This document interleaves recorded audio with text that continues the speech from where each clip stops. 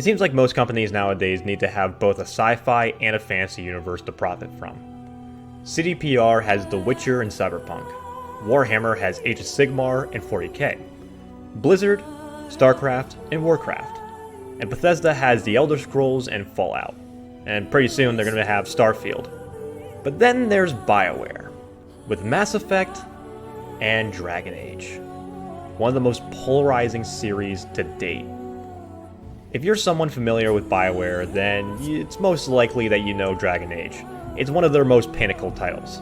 Hell, it's basically the other game they're known for besides Mass Effect. The Dragon Age series was introduced on November 3rd, 2009, ending off the decade with one of the many games that would blast BioWare's popularity sky high. While it came out 2 years after the first Mass Effect, Origins was in development longer. After splitting the team into two groups, having one work on a sci-fi series and the other work on a fantasy series, they had not one, but two games that earned critical success, that wasn't mooching off of any known media. BioWare did get good success with Baldur's Gate and Knights of the Old Republic, and Jade Empire was no failure by any means. These two games were the ones that finally created an interest in the worlds that BioWare was creating, generating a fan base interested in their worlds. And they would go on to create amazing games that would be enjoyed for generations. Yeah, fuck no. In reality, the most recent games to release from BioWare have put them in a devastating pit that they are still trying to claw their way out of. And one of the promises to fix it is a new title in the Dragon Age series, now titled Dreadwolf. But how does this series stand as of now? Well, it's an interesting case. The series as a whole can be used to showcase BioWare's changes throughout the years, and it requires a different insight into the series like Mass Effect or Fallout. See, with Mass Effect, despite each installment altering in some way with the series, it stays true to what it always was in the beginning. An unforgettable space epic with a rich world and memorable characters that continues as the story progresses. With games like Elder Scrolls and Skyrim, they're very self-contained stories that don't require you to play the previous. The only thing that stays the same is the universe that it takes place in, whether it's Morrowind to Skyrim, to the Capital Wasteland, to the Mojave Desert. Dragon Age, on the other hand, it's not really like either of those. Well, it is, but it's also not. It's hard to explain. Dragon Age is probably one of the most topsy-turvy series that I have ever played. Each title is vastly different from the others in gameplay and tone. If you were to play these games in order, you would notice a very vast juxtaposition. The games range from an incredible experience that meets a nice balance of old and new mechanics from BioWare's original work, a complete shit show that was rushed in development but still manages to be enjoyable in an ironic sense, to a fundamental absence of not just the original game's style, but a lack of faith in BioWare's creative methods. The Dragon Age series is one of the hardest games to look at as a series because it rides a tightrope on each game being its own story, but also wanting to be a connected saga. Well, I say rides a tightrope, but it's more like fumbling to cross a bridge. It's almost like BioWare didn't know what to do with this series going forward, and it's constantly fighting with each other on what it wants to be. This is what I like to call the Dragon Age identity crisis.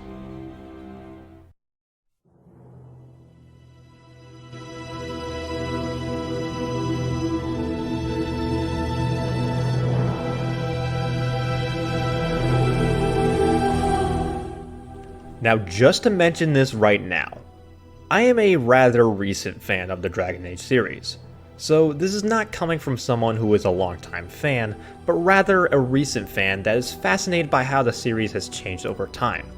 However, I did play 2 as a kid, and we'll get to that later. Starting off, we need to look back at what made the first Dragon Age special to so many people. On the surface level, this game seems pretty generic. It's a similar BioWare formula that has been done so many times before, even at this point. Ever since KOTOR, a pattern had emerged with BioWare games. The main character is a typical fish out of water protagonist. They get a call to action to fight the big evil bad guy that threatens them, so they rise up and meet their first companion who accompanies them on their harrowing journey, and meet countless of others who also offer to join you for their own reasons. You travel the world or galaxy, meeting new people, learning about your allies in the world, and slowly work together to a final showdown with the main antagonist. This was pretty standard stuff for BioWare, but it was by no means a bad thing. BioWare prided itself on telling simple to understand stories that was more about the journey rather than the destination. The experience was built way more on the different places you travel and learning more about the people you traveled with. Hell, when I first played Dragon Age Origins, it was after I had played the KOTOR games, and I started to really see a pattern between the two main companions you get in a lot of their games. You got the generally generic but well-meaning male character that will first join you. These two even have the same VA. Then you got the mean-spirited, headstrong girl that has more hidden under the surface. Or they're just racist. I can't tell the aliens from the animals. But what was it that made Origins stand out? It seems pretty similar compared to other BioWare games, only with a fancy background. Well, as the name implies, the Origin system. While most RPGs would have your character's backstory not elaborated on to let the player determine it, Origins lets you pick from 3 different races and 3 different classes that all start the game in completely different ways. There are 6 intros in this game where you start that are also vary in dialogue and interactions depending on your race and gender. There were subtle hints of this back in the first Mass Effect game, where you were able to select your background on where Shepard came from and how they became an expert soldier that they are. But Origins blew this out of the water. You experience a completely unique side of this world, and thus forth made your character feel like someone who is a part of it. It also helped that Dragon Age was one of the first pieces of media that really popularized the idea of dark fantasy. Naturally, there were plenty of other media that existed, but few and far between, especially when it came to on-screen depictions. This was 2 years before Game of Thrones came out on TV, and The Witcher was still a relatively small name. Dragon Age was one of the big ones that introduced ultra-violence and sexual themes in fantasy, when the genre rarely had seen them. They also did not shy away from the fucked up concepts that many dark fantasies tend to explore. The City Elf intro is especially dark, as it involves you, or your fiancé, depending on your gender, being kidnapped and threatened to be a very bad thing by human nobles. Right off the bat, regardless of the intro, Dragon Age shows the player that this is a cruel and unforgiving world, regardless of who you are. And the Origins will even give a completely different perspective on where the places you go throughout the game. For example, if you play as a mage character and you're tasked with going to the Circle of Magi, the people there will recognize you and comment on your past actions in the intro. Beyond the Origin system, the story itself is another reason why this game was so well received. Regardless of your origin, you will meet Duncan, the lead commander of the Grey Wardens, warriors that dedicate their lives to fighting off the Darkspawn, tainted creatures that serve an archdemon. What is an archdemon? A giant fucking dragon.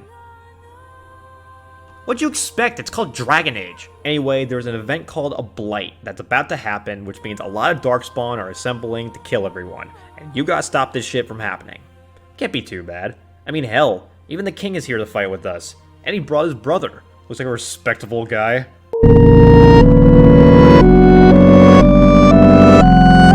But anyway, I'm sure the fight will go well as long as they reinforce us when we need them. Sound the retreat. But what about the king? Should we not... Do as I command.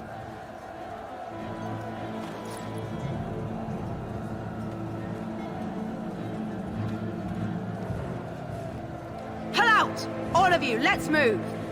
Oh. Well, I'm sure Duncan and King Kalen will be okay. Oh, he's dead.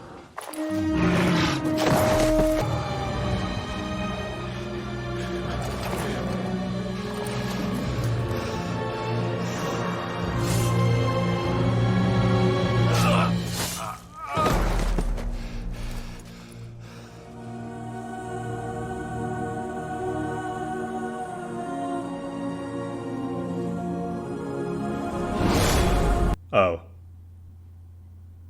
Shit. Anyway, you wake up naked in front of your future goth witch GF and set off to unite all the various factions of Ferelden to stop the Darkspawn from taking over. Like I said, the story is a typical fish out of water story, save the world type bullshit. But where the intrigue comes in is with the smaller scale stories that take place in between the main plot. We get some really interesting shit, like a bitter elf that cursed an entire generation of humans into being monstrous werewolves, dwarf politics between two leaders on very opposite sides of the spectrum, and a demon that possesses a child to the point where it manipulates the entire family. Not to mention that stopping the Darkspawn is just one side of the plot. The secondary plot revolves around Logan corrupting the land of Ferelden with lies for the benefits of political power. And it becomes a story of human nature and infighting oblivious to a rising power that threatens to destroy the lands. Wait a minute. But anyway, yeah, this game is really good. It was made in the heyday of BioWare, and is what a lot of people consider one of the last open-ended RPGs that they ended up making. And it's no surprise to see why they say that. There's so much variety with the choices in this game. Hell, even without the intros, the main plot in this game have so many ways to complete them. Take the quest mentioned before with the demon-possessed child. On first sight, there are only two options. There's the direct one, kill the kid. Morbid, yes, but this means that the demon would be vanquished as well, and it can't possess another person. The alternative is to use blood magic to transmit the demon to another person, to which the kid's mother volunteers. However, this would involve killing her and going into the void to maybe even make a deal with the demon. Which I totally did, give me that blood magic. Or a third option is to get the mages of the circle to help you with this situation. But that decision counts on another decision you made with a completely different questline. And this is just one of the reasons why the game is held to such high regards today, as this is just one example of the vast interconnected storylines that can occur in this game. But it would be foolish to talk about Origins without talking about another staple that comes with all BioWare games: the cast. At this point, BioWare was already on a hot streak when it came to characters that players fell in love with. People were simping for Bastila and Liara before they even knew what those words meant. Don't make me laugh, you gutless simp.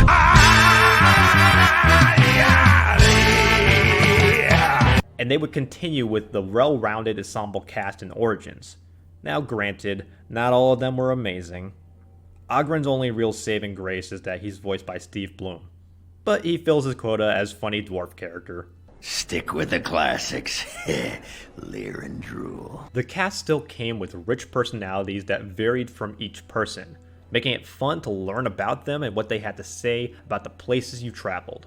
Leliana, for example, is a bard thief who has traveled to so many different locations and is almost always able to tell you about what that location is about. Sten, on the other hand, is completely the opposite. He's the sole member of the Kunari in your gang, where everyone else will have a lot to say. He has little to nothing to say, at least at first, which is a nice look into his culture and how the Kunari operate. Zevran is also a fun character to have around. Some might dismiss him as the horny bisexual elf rogue, and don't get me wrong, there's more than one instance where he is exactly that. But he still has some great dialogue moments with the other characters, which is where his best moments come in.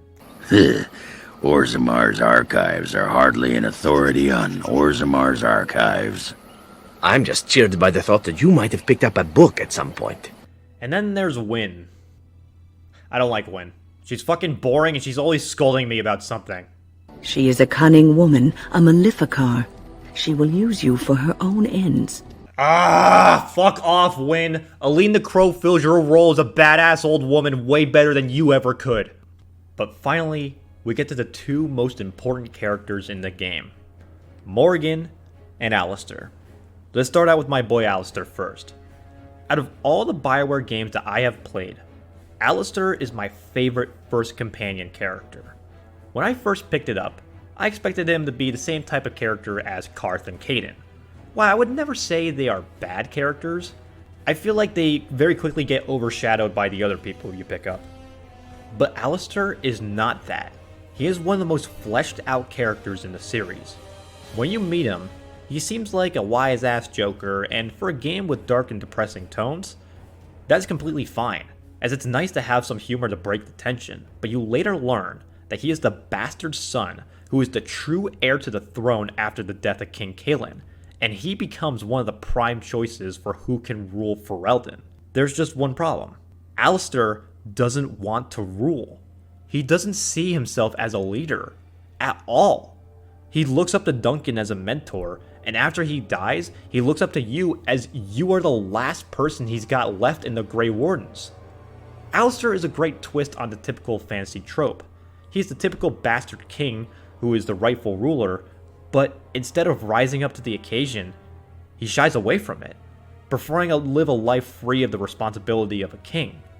It's a very understanding motivation that makes him an incredibly likable character. He's funny and well-meaning, and depending on how you treat him, is someone that will have your back to the end. On the other hand, we have Morrigan, who is probably the second most famous character Claudia Black has played. The daughter of Flemeth, the Witch of the Wilds! Excuse me. She is the second main companion you will meet on your adventure. First seen pestering your group of Grey Wardens when you come out through the woods looking for old documents, but after the Darkspawn battle, she saves you and her mother assigns her to travel with you to stop the Blight. At first, she seems like an incredibly cruel and mean-spirited person, but there is a good reason for why she's like that. You see, Morrigan is someone who was raised with a survivalist mindset. She only believes it is necessary to help someone if they will give you something in return. If you help someone for nothing, then she sees it as wasting your resources. She also gives a very interesting look on a mage. Most of the mages in this game go to the Mage's Circle, which is heavily guarded by Templars because mages are fucking crazy. If you know 40k lore, you can see why. Magnus did a lot wrong, cope and seed, and she hates the idea of the Circle. She doesn't like the idea of being restrained with her potential. She wants to expand her knowledge without any restrictions. She also has some of the best dialogue with everyone. She is relentless in the shit she says. What do you people see in him? See in whom? In the warden. Jealous, are we? Jealous of him? Of course. A handsome man with women fawning over him. It must be very difficult for you to handle. I do not blame you your envy, however, especially considering that the chances of any woman who is not struck both blind and dumb of providing you the attention you crave is slight. Quiet you. You can't get under my skin. Were I you, I would simply give up all hope of knowing another woman at all. Or have you already? A wise move, if so. Forget I said anything. Trust me, dwarf, I already have. But her main goal is something that I wasn't expecting. So, the Grey Wardens have a pretty big responsibility. Whenever there's a blight, the Grey Wardens are the only ones that can fully kill the Archdemon. But in turn, it also results in the death of whoever dealt the final blow because of their tainted blood that allows them to sense the Darkspawn. And it also makes them have nightmares and shortens their lifespan to 30 years if you're lucky. Yeah, it's a pretty raw deal. He thought being a Witcher was bad. However, Morrigan gives you an offer. Or Alistair, depending on the circumstance. Put a baby in her. Instead of the soul of the Archdemon being destroyed with the killer, it will go to her unborn child instead, creating a child of an old god. This plays into her mindset of helping people if they are able to give something in return. And that's exactly what she's doing here.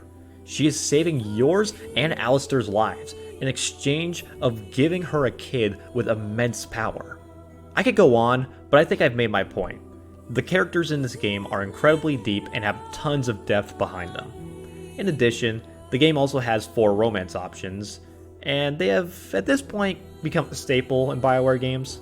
Alistair for female wardens, Morrigan for male wardens, then Liliana, and Liliana and Zevran are available for both. These romances are what you expect for BioWare. They're carried or at least mentioned in the future games as well, which is a nice touch. Some are definitely better than others, The two essential characters obviously have the most work put into their scenes, but Leliana's romance is nice as well. Unfortunately, Zevran's is the only relationship that doesn't work out. Sorry to all the guys and girls who are hoping for a long-lasting relationship with our elf rogue, but our boy is a fling, nothing more. Also, I'll go ahead and say that Morrigan is the best option. On top of being a witch goth GF, she is the only BioWare romance where you get married and start a family. Which is funny, because everyone tells you she's bad news and gonna get you into trouble. And then you prove them all wrong. Take that win, you old harpy! Also, something else that I think is interesting is that this was the first BioWare game that had full gay romance options. There were lesbian romance options, Johanny, Sly Fox, Liara, but this was the first game where there was a male gay romance option with Zevran. Which is pretty cool, considering this game came out in 2009. So then there's the combat of Origins. The combat in this game is... it's fine, it's not bad. When I played this game for the first time, it was after I had played the KOTOR games, so to be honest, I was incredibly exhausted with this type of combat. I understand the reasoning for it, as it's the best way to support multiple classes, but I personally find this gameplay to be incredibly repetitive, especially in late game where the dungeon crawls get so freaking long. God, the Starforge of KOTOR 1 is so fucking annoying. But to give credit where credit is due, Dragon Age does improve so many problems that I had with KOTOR's combat. One of the big ones that I appreciate is being able to perform an action instantly when you activate it, as opposed to queuing actions in order.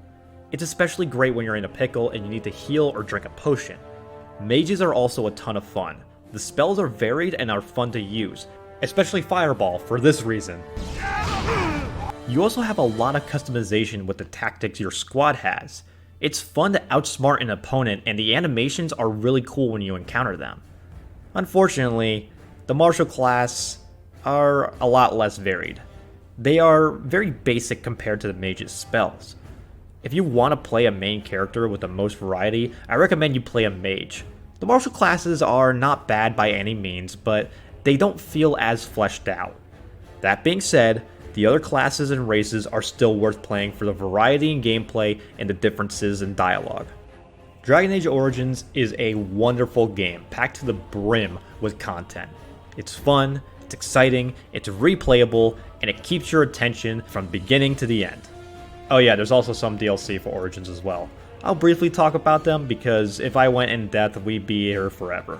There's Leliana's song, which goes into her backstory and explains what she was doing before she met the player.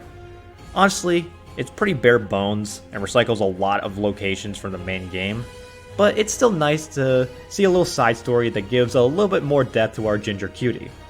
The Stone Prisoner, Warden's Keep, and Return to Ostagar are all added quests to the main games, one of which gives an additional companion, Shale. Shale's alright. They have some pretty funny conversations with the other companions, and they do the little silly trope with the abnormal creature learning from the humans bit. They are definitely the most unique companion combat-wise, as they are the only full-on monster companion, with the exception of Morrigan and her shapeshifter class. The other quests are nice for a little side activity, and to give the player a few more levels. It's more to do in your video game, which is always nice. Then there's Awakening, which is the big one. While the others are side stories, this is more of an expansion. Awakening takes place after the main story and sets up characters and events that would carry on to future installments. It's pretty good. It expands the world pretty well. There's a few problems I have with the story, but it's just minor stuff. Finally, there's Witch Hunt, which is a short but sweet epilogue where you track down Morrigan, who disappears after the main story, and it gives different context depending on your relationship with her. And this DLC solidifies why Morrigan is the best romance in this entire series. Now, while I do like this DLC, it feels rather situational. I enjoy it because in my case, my character romanced Morrigan and had a good reason to find her. And in that regard, it's actually a really fitting end to the story of the main character in Origins.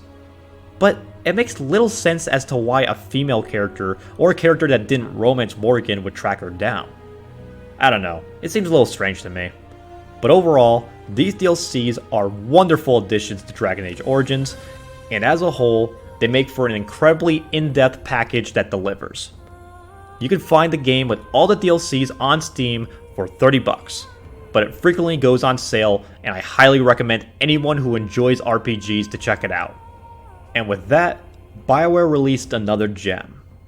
Origins was regarded as one of the best RPGs to have come out.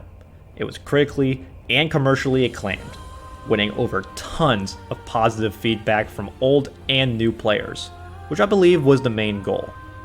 Dragon Age Origins was the perfect introduction to RPGs to a new batch of players, while also satisfying longtime fans. It stood tall along with Mass Effect as the pinnacle for BioWare's success.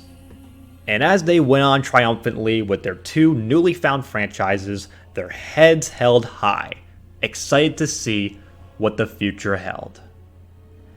And oh boy, if only they knew what would happen. What do you want to know? Everything. Start at the beginning.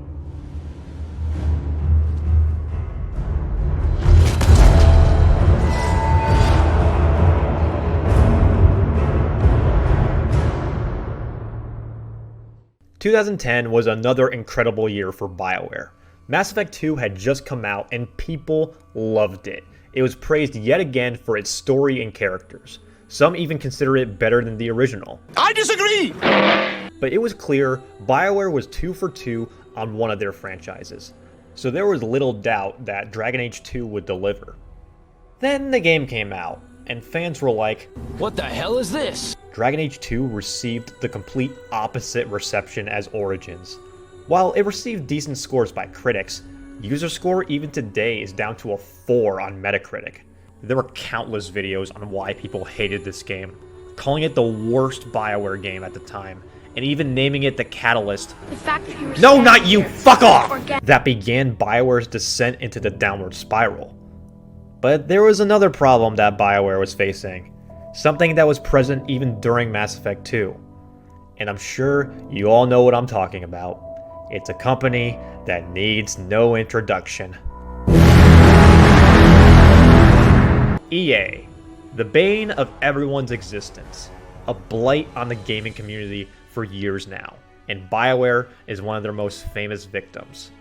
Many people like to ignore it with Mass Effect 2, but this is where BioWare's RPG mechanics really started to dwindle. Compare the main story to Mass Effect 1 to Mass Effect 2, and you'll start to see that the player choice really starts to loosen. The games become less about making decisions in the world influencing companions and the galaxy as a whole, and more about being an action game. And that design would bleed into Dragon Age 2. Right from the beginning of the game, problems start to arrive. Remember back in Origins how you had a choice between 3 different races and 6 different backgrounds? Well, this game decreases it by having you restricted to a human character. And while you can alter their sex and class, they will always be known as Hawk, which is suspiciously similar to another BioWare protagonist. Now, this isn't all bad. There are still changes to the story throughout the game depending on the class you pick, the most prominent one being the sibling you spend the most time with. With that being said, let's go through the opening. So in this game, you play as the son or daughter of the Hawk family who are trying to escape from the darkspawn that attacks your village. Your brother or sister dies defending your mother from a monster, and you quickly get onto a boat with Aveline Valen, and you sail to the city of Kirkwall. Oh right, I almost forgot. So the story is being told by a dwarf named Varric, and he's being interrogated by this woman named Cassandra. And I immediately get jealous because I wish she was interrogating me. What was I talking about? Oh right, so Varric is telling the story from past events, how he met Hawk, and what they went through. So anyway, you get to Kirkwall, and this is where the entire game takes place. There's a few moments where you go to different places, but for a majority of the game, you remain in Kirkwall. Where Origins had you go to multiple locations throughout the game, Dragon Age 2 is set in the same place over the course of a couple years. Each act is a different period of time for the city and our heroes. Now this is actually a pretty cool idea. In theory. So for those of you who don't know, this game was in development for 9 fucking months, good lord. And unfortunately, BioWare isn't as good at working under pressure as Obsidian is. So it's pretty clear that this game is unfinished. That's why you spend a majority of the game in one location as opposed to the different areas you can travel to in Origins. Now, this wouldn't be a problem if the area changed throughout the time skips, but it really doesn't. Other than where Hawk's home is, the landscape stays pretty much the same. So, as you can imagine, this was a downgrade to a lot of people because this is the sequel to Origins. And this disappointment would continue with the combat. Now, Origins combat was decent. Like I said, I personally have never been a fan of it, but it worked for this type of game because it allows flexibility with the classes and makes the game a lot more tactical with companions. Now, Dragon Age 2 has a similar combat system, and the main thing that they focus on is making the combat a lot more fast-paced and aggressive. So that means that a big part of this game is going from one enemy to the other, chaining a bunch of attacks and abilities into each other. The animations are a lot faster from the characters. They dash and jump around and move way faster, which makes the fights pretty cool and entertaining. And it does make the fights a little bit more intense as it's just a giant mosh pit of you and your companions just beating the hell out of everybody. However, so remember when I said that the combat in Origins can get annoying in dungeon crawls because there are a lot of enemies and it gets tedious? Well, the plus side is that they were at the very least in groups. So, you kill a group of enemies, then after a fight you can heal, recover mana, whatever, and then go on to the next fight. In Dragon Age 2, every single fight is wave-based. So whenever you kill a batch of dickheads, another batch will come in and try to kill you. Followed by another. And possibly another after that. It is so fucking aggravating. Dragon Age 2 is also by far the hardest game in the series. I do not recommend playing this game on hard. Origins was annoying enough as it is, and you don't deserve to stress yourself out even more. What the fuck? You just fucking backstabbed the shit out of me! Drink the fucking potion!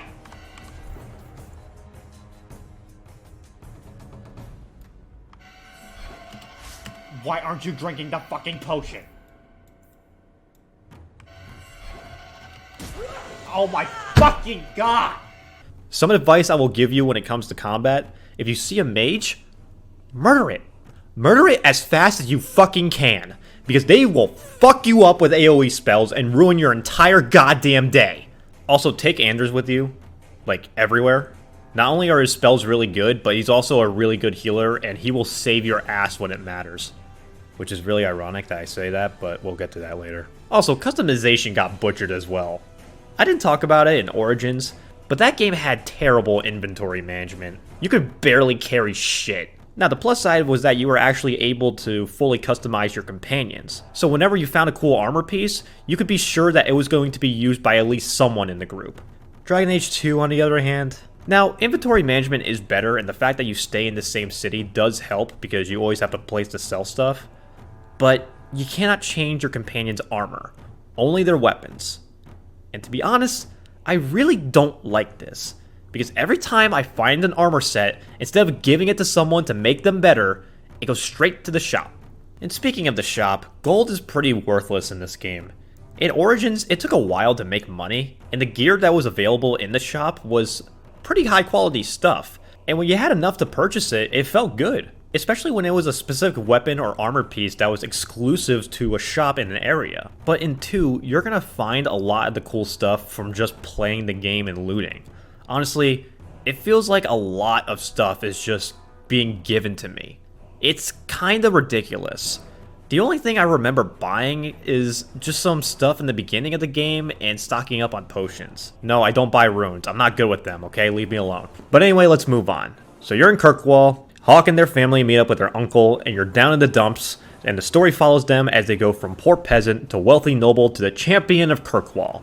That's the main gist of the story. It follows many stories and events that happen around Kirkwall. So Hawk and their harem go around doing ludicrous shit around town. Now, I actually like this. I feel like I'm becoming a local of the city of Kirkwall, and I personally think that this game does a decent job at conveying this feeling of unfamiliarity with the environment in Act 1. But the thing about the main quest is that there's a lack of an overall theme to it. So, Origins had an overarching plot of the Blight and Darkspawn coming to kill everybody, while Loghain was corrupting the kingdom. And each area you went to had its own plot, but it all ultimately related to the goal of getting people on your side to fight the Darkspawn. Dragon Age 2 doesn't really have this. It's way more of a side story where the focus is way more on the companions and building on the world. Well, at least part of it. It doesn't tell this story effectively, at least I don't think so. It does at first, but it kind of falls off towards the end. It's not like it's a story about how greed corrupts and destroys the people around you. If anything, it just tells about how Hawke became the champion of Kirkwall. It's a very shallow story compared to Origins. It actually reminds me a lot of the story of Mass Effect 2, because the story in that game is a sidetrack of the other main games, and exists to build up the world and grow on the characters. But this was fine for Mass Effect because players were invested and wanted more from this galaxy. And like I mentioned before, Mass Effect had the same characters that connected the trilogy together. Now, Dragon Age 2 does make a good move to move on from the Darkspawn and the Grey Wardens, even though they still do have a presence. And I think this is a good call, as this is a big world and it deserves to have new concepts and regions to introduce. However, this is also where BioWare wanted to make the series into a connected saga. It mainly comes in Act 3, and we'll talk about that shortly. The RPG mechanics also took a nosedive in variety. In Origins, you had a wide variety of dialogue options to choose from, and you weren't being bogged down by a morality system. And once again, Dragon Age 2 copies a little too much from Mass Effect and implements their own morality system into the game. Now, this isn't as extreme as the Paragon Renegade bars, but it's a similar concept. Basically, you have 3 choices with Hawke's personality: diplomatic and helpful, humorous and charming, aggressive and direct. And you're encouraged to commit to one of these, as they will also affect how Hawke will respond without the player's input as well. And it's honestly kind of infuriating to deal with, because now instead of making decisions in the moment and choosing what you think is right, you're now picking between colors. Now, I'm not against morality systems. There are games that implement them in a way that work. As annoying as they were in Mass Effect, players could at least have the consistency of, this person is cool, be nice to them. This person is mean, punch them. Now, to give credit where credit is due, the game is not absent of choice. In fact, major choices in this game are where it really shines, and there are still consequences to different outcomes throughout the story. One of the infamous ones in the game is the fate of Hawke's surviving sibling in the Deep Roads, but I'll get to that once we talk about Act 1. Here we can see that the complexity of the previous game are still present, even if most of the game is steering away from it.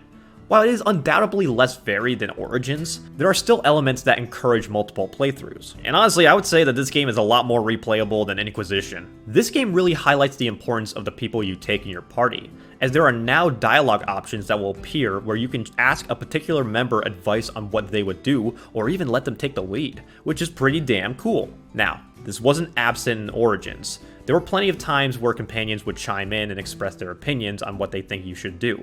But in the end, the decisions were always left up to you.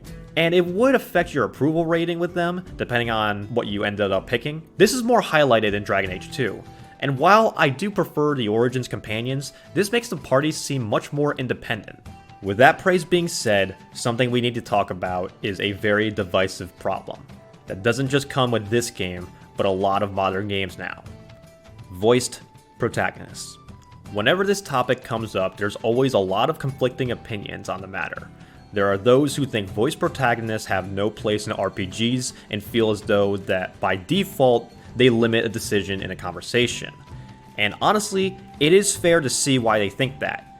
Mass Effect was a great game, but it ruined a lot of future RPGs, because after that, every game had to be Mass Effect. Every game needed a dialogue wheel and a voice protagonist. It caused games like Fallout 4 to stray away from the original concepts, Assassin's Creed to become even more exhausting, and hell, even BioWare copied their own design into their own games. In both KOTORs and Origins, the player's dialogue is only read, not heard.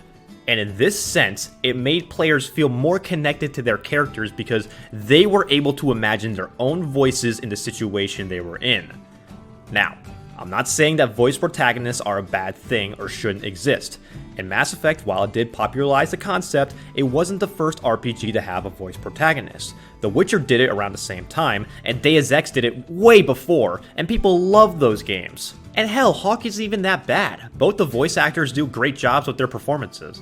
Someday I'd like to go 1 week without meeting an insane mage. Just 1 week. Chances are we won't find anything but even more darkspawn. And rubble. Maybe both? But this is where the identity of Dragon Age starts to get lost with time. While the world was intriguing and the history was interesting, it's losing its touch on what made Origins so good. Origins was meant to connect new and old players, create a simple plot with simple mechanics, but can still be enjoyed by veterans of the genre. So if someone wanted to get invested in the world and feel like a scrappy adventurer with their ragtag group of friends, they could do that. But if they want a fun game to piss off everyone and have a little fun being the bad guy, they could do that too. Dragon Age 2, on the other hand, feels even more streamlined. It's trying too hard to keep the player's attention with action rather than a combination of action and story. But to get into that, we actually have to go through the story. Act 1 starts as I said before. You arrive at Kirkwall, your family is slumming in Lowtown, and your mother talks about how the family should have the right to the Amel Manor. But you need money to reclaim it. So, Varric gives you an offer because he has a special ability called Main Character Detection, and he helps you make your money and find a way to join the Deep Roads exhibition that his brother is running. So this act is pretty simple. Make some money and make some friends. And I actually like it. I like how all the characters have a different hangout spot throughout the city. I mean, realistically, it's the same as the companions standing in camp and waiting for you to come talk to them, but this at the very least gives it more believability. This act also foreshadows plot lines and conflicts that will begin to arise in future acts as well. You meet the Qunari, and you see some conflicts between mages and Templars. So overall, this first act introduces everything pretty well. Now, don't get me wrong, there's a bit of pacing issues, and the game throws a lot in your face at once, but to get enough information to the player, I've seen worse. So anyway, you meet your harem, and you make some money, and get into the Deep Roads exhibition. Gee, thanks Bartrand, you seem like a trustworthy person. Yeah, he betrays you. He locks you in and runs off with a crystal that totally isn't cursed, but you manage to fight your way through and find your own treasure that the demon tells you not to take. Wait, what? Yeah, you fight a rock demon and steal his treasure. Get fucked, nerd. But then you come back home and find out that your sister is going away to the Mage's Circle. Well, at least I did. So this is where the fate of your sibling comes in the Deep Roads exhibition. Take them with you, they die. Leave them at home, they leave to the Circle or the Templars. Take them with you and bring Anders, they become a Grey Warden.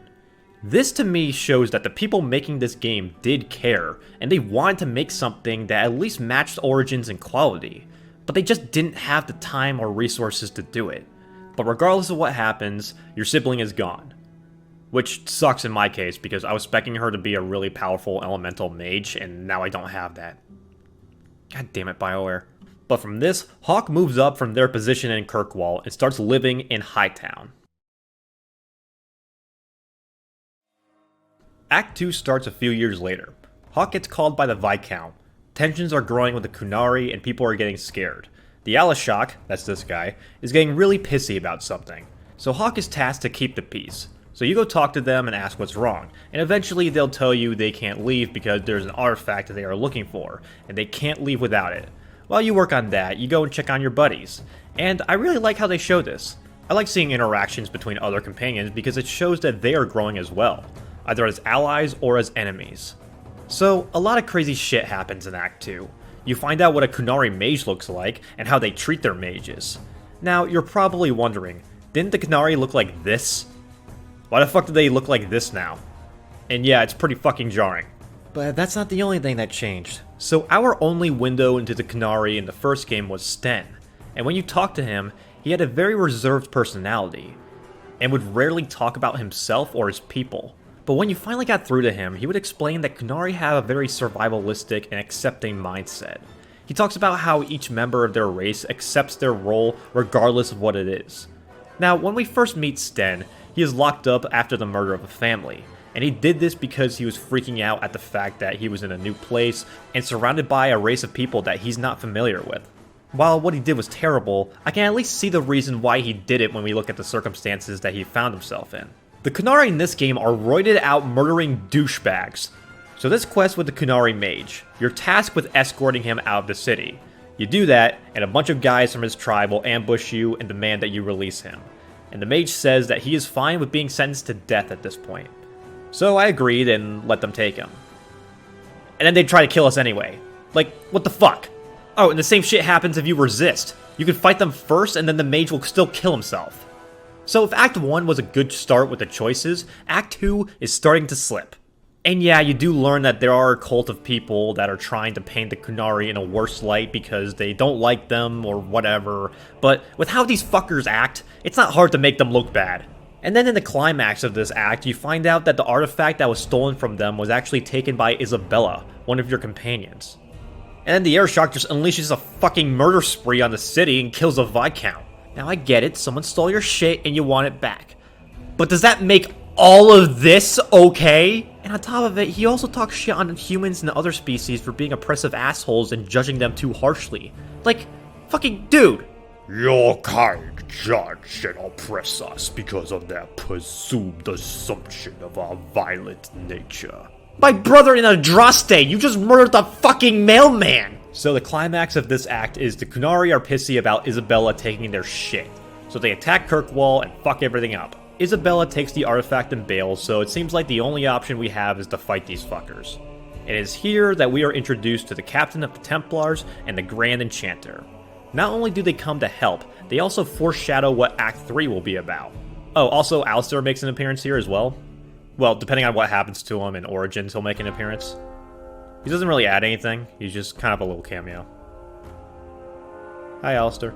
But you confront the Airshock and everything leads to a grand duel. But this is when Isabella comes back and returns the artifact to them. And this leads to another big decision. They will leave, but they ask to take Isabella with them.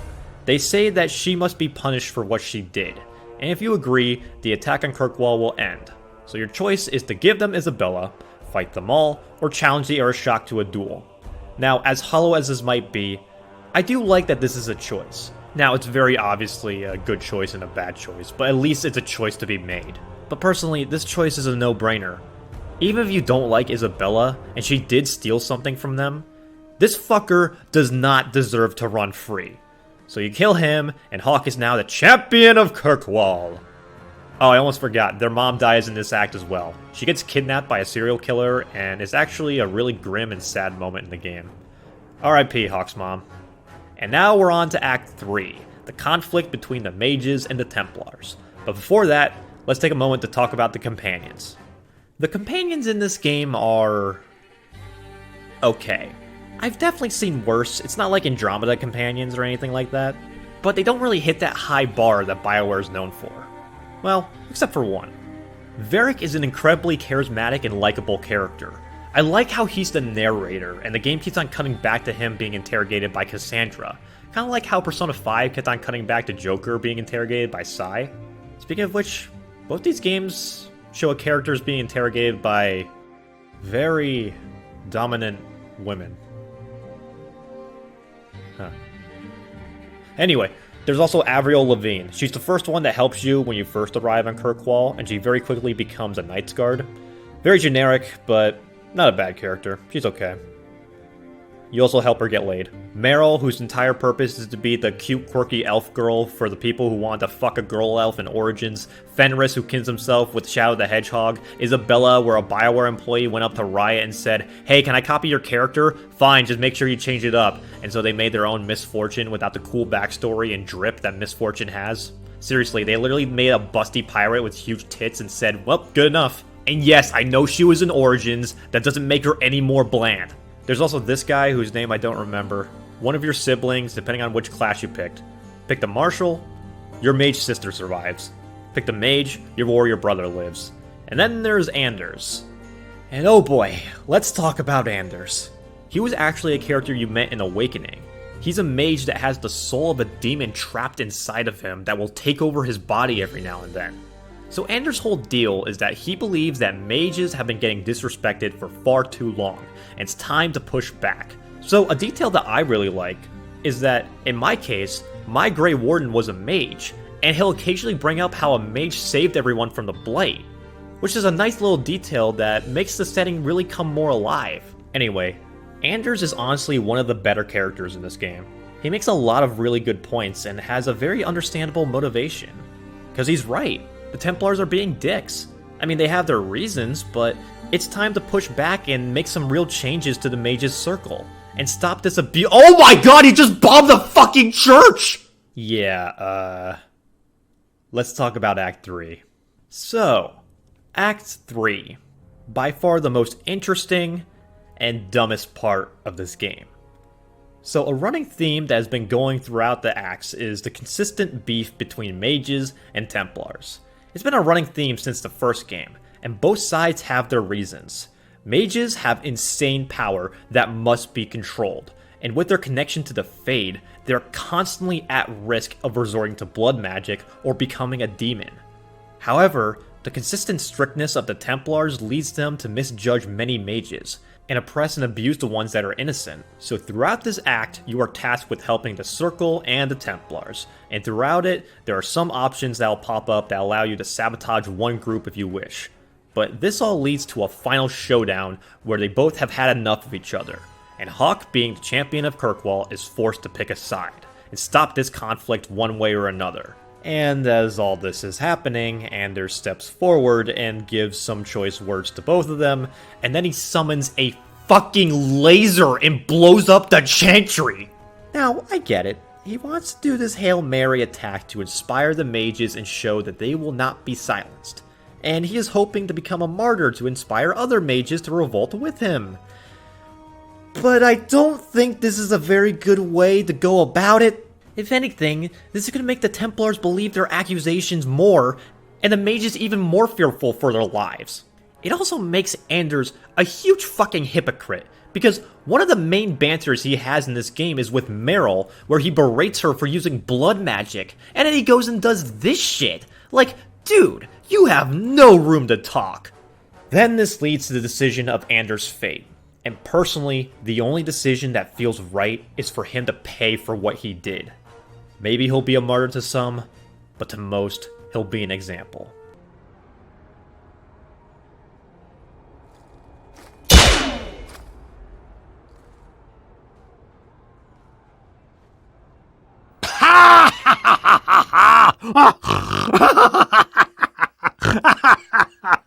Moving on, you get the final decision to join either the Captain Templar or the Grand Enchanter. Depending on your relationship with your companions, there is a chance they will leave you here. If your sibling is still alive, and they have not become a Grey Warden, they will pick a side as well. But regardless of what you choose, this leads to a skirmish between the opposing forces, and both the leaders resort to desperate measures. The Enchanter falls to blood magic, and the Captain uses a cursed blade, made from the crystal that Bartrand stole in the first act. You defeat both of them, ending the conflict in Kirkwall, and Hawke and their gang leave the city. Now we come back to the present. The story that Varric was telling Cassandra is now complete, and the council meeting between the mages and Templars will be taking place soon.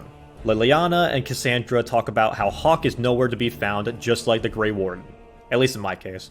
My warden went to a portal with a goth GF, leave him alone. And with that, we are left with a cliffhanger ending that leads directly into Dragon Age Inquisition. This game is unremarkably bad. The combat sucks, the characters are stupid, and the story is dumb. And yet, I still love it. There's a level of charm in this game that I can't help but enjoy. And you know what? I take back what I said. Yeah, there's dumb characters, but people like Varric are welcome additions. Also, I gotta say, the art direction in this game is a step above Origins. It remains to be my favorite looking game out of the trilogy. There were some good designs in Origins, but you very quickly notice a large amount of reused assets. The big one being Alistair's hairstyle. There are a lot of NPCs that have the same repeating hairstyle. But in 2, the character designs for the main characters look stellar. Just look at Flemeth. Here's how she looks in Origins. A very plain old woman in robe type of shit. Someone that you wouldn't look twice at. Now look at her in Dragon Age 2.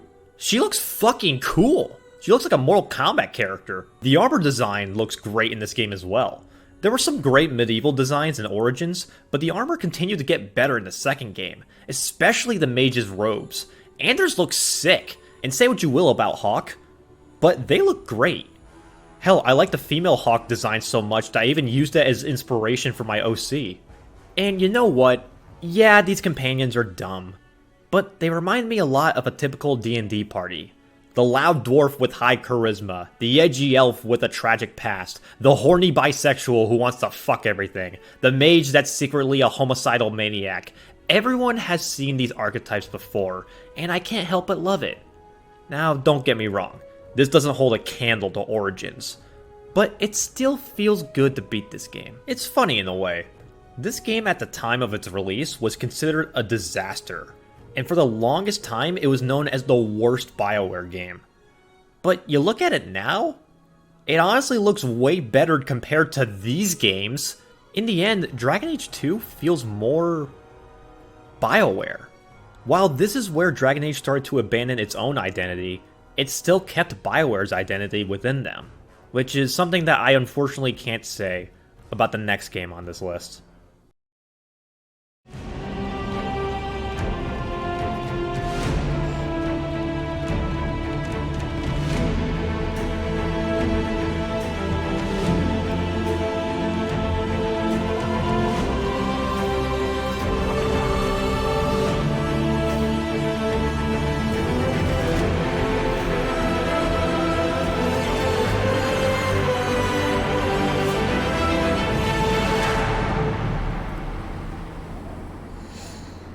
The decline of BioWare started as a slow descent, but the changes came drastically with each new game that would come out. Sometimes it wasn't noticeable, and sometimes it was seen as a clumsy mistake, but a mistake nonetheless. As we talked about before, Dragon Age 2 was a clear downgrade, not just compared to Origins, but also to other titles that BioWare is known for, and it's not surprising to see why that came to be. Too many ambitious ideas to pack in, and not enough time to develop them all.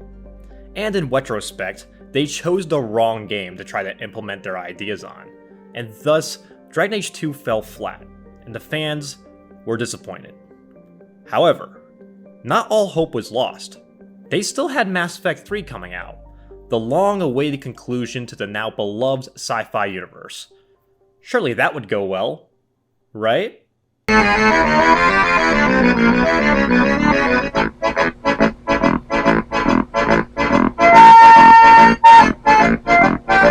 Yeah, so Mass Effect 3 was pretty fucking rough. The gameplay was solid, and some even consider it the best combat in the series, but the story took a complete nosedive in quality. It was clear that the budget was cut on a lot of concepts and ideas that would never get fully fleshed out.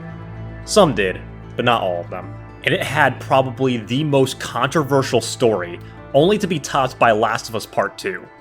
The ending of this game made fans lash out beyond belief, and caused the developers to be involved in both hilarious and horrifying stories. BioWare found themselves in a complete shit show of a situation in 2012, so they thought it would be best if they retreated back and stayed silent for a little while, until it was time to come out again. It wasn't an easy position that BioWare was in.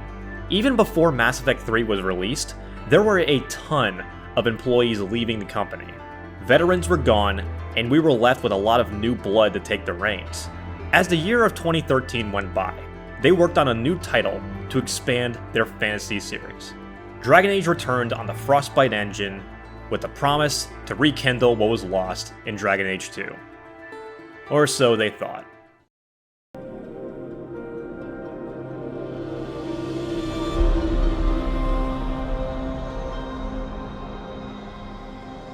On first glance, it seems as though that Inquisition wants to return to its roots. You have the option to choose between 4 races, with Kunari being the new playable one. And you have the option right from the start on what your class and combat speciality will be, as opposed to speccing into it as you play the game. I don't really know if this has a big difference, but it's a neat little change. So this game starts 2 years after Dragon Age 2. The fighting between the mages and the Templars have only gotten worse, and a meeting between them is being held to hash out terms and come to some sort of peace between the two groups. But already, it's clear that they're trying to improve from 2, because as opposed to being restricted to a human, you now have the option to more races, much like Dragon Age Origins. And hell, there's even one more race to choose from. So we're off to a good start.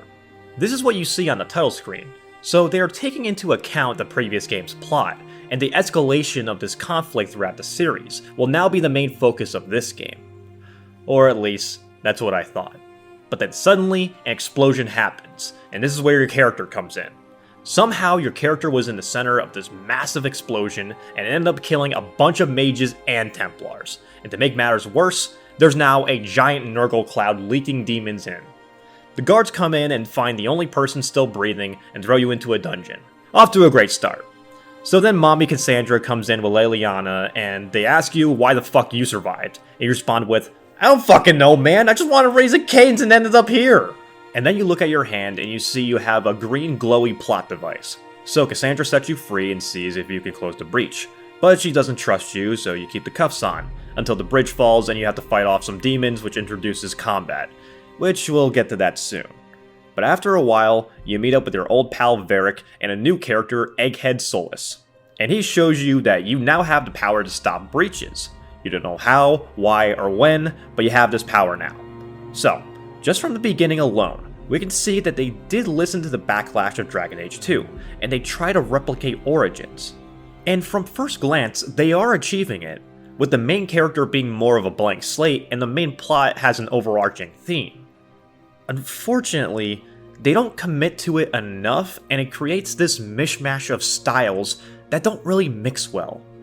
Your character is a blank slate, but they still have a voice. You have a variety of races to choose from, but it's very rarely elaborated on where you came from.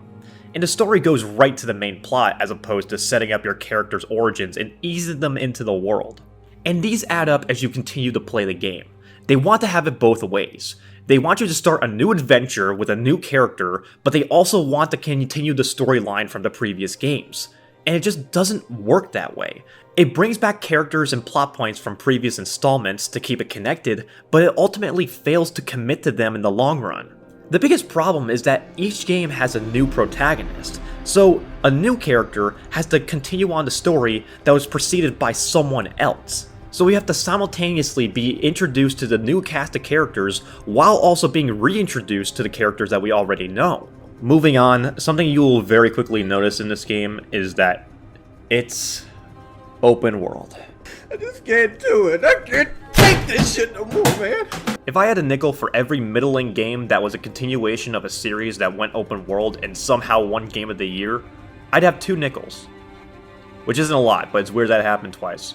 Now, it's not that I have a problem with open world games. It's just that open world games have become such an oversaturated market that a lot of people have gotten tired of.